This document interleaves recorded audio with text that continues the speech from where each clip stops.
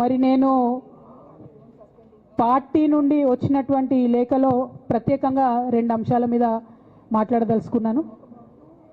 నేను అక్రమ కేసులు పెట్టి నా మీద తిహార్ జైల్లో 5.5 నెలల పాటు ఉండి బయటకు వచ్చిన తర్వాత నవంబర్ 23వ తారీఖు 2024 నుండి నేను ప్రజాక్షేత్రంలోకి వచ్చి అనేక కార్యక్రమాలు చేయడం జరిగింది.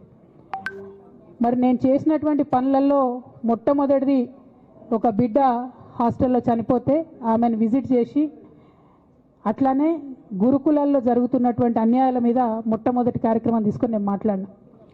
ఆ తర్వాత బీసీలకు జరుగుతున్నటువంటి అన్యాయం, కాంగ్రెస్ పార్టీ మేనిఫెస్టోలో ఇచ్చినటువంటి 42% హామీ కోసము పెద్ద ఎత్తున నేను పనిచేయడం జరిగింది. అట్లానే మహిళలకు 2500 ఇవ్వాలని చెప్పి పోస్ట్ కార్డు ఉద్యమాన్ని నేను చేపట్టడం జరిగింది. పెద్దవాళ్లకు పెన్షన్లు పెంచాలని నేను ఉద్యమాలు చేయడం జరిగింది. తెలంగాణ తల్లి స్వరూపాన్ని మారిస్తే అట్లెట్లా మారుస్తారని రౌండ్ టేబుల్ సమావేశం పెట్టినాం. బనకచర్లు అక్కడ కడుతున్నారంటే దాని మీద రౌండ్ టేబుల్ సమావేశం పెట్టినాం.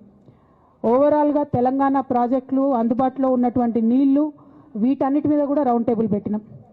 భద్రాచలం దగ్గర 5 గ్రామాలు ముంపు సమస్య ఉంది, ఎవరు పట్టించుకుంటలేరంటే వాళ్ళని పిలిపించుకొని రౌండ్ టేబుల్ సమావేశం పెట్టి ప్రభుత్వం మీద ఒత్తిడి తీసుకొచ్చే కార్యక్రమం చేసినాం. ముఖ్యమంత్రి గారి సొంత జిల్లా మహబూబ్ నగర్లో భూ నిర్వాసితులకు అన్యాయం జరుగుతుందంటే నారాయణపేట నియోజకవర్గం వెళ్ళి వాళ్లకు మద్దతుగా మేము నిలబడి రావడం జరిగింది. అట్లానే 47 నియోజకవర్గాలలో బీఆర్ఎస్ కండువా బాజాప్తా కప్పుకొని, గులాబీ కండువా బాజాప్తా కప్పుకొని ఎక్కడికి పోతే అక్కడ రాహుల్ చంద్రశేఖర్ రెడ్డి గారిని రిక్వెస్ట్ చేసి భవన్ నుంచి అక్కడ ఉండేటటువంటి బీఆర్ఎస్ నాయకులకు అఫీషియల్ కమ్యూనికేషన్ చేపించి ప్రతి ఒక్క బీఆర్ఎస్ నాయకులకు, కార్యకర్తలకు మాట్లాడి ఆయా పర్యటనలకు వెళ్ళినప్పుడు అందరినీ కలుపుకొని బాజాప్తా గులాబీ కండువా వేసుకొని 47 నియోజకవర్గాలు నవంబర్ 23, 2024 నుండి ఈ రోజు వరకు నేను పర్యటన చేసి అనేక ప్రజా సమస్యల మీద మాట్లాడడం జరిగింది. మరి ఇవన్నీ పార్టీ వ్యతిరేక కార్యకలాపాలు అన్నది నాకు అర్థం కాలేదు.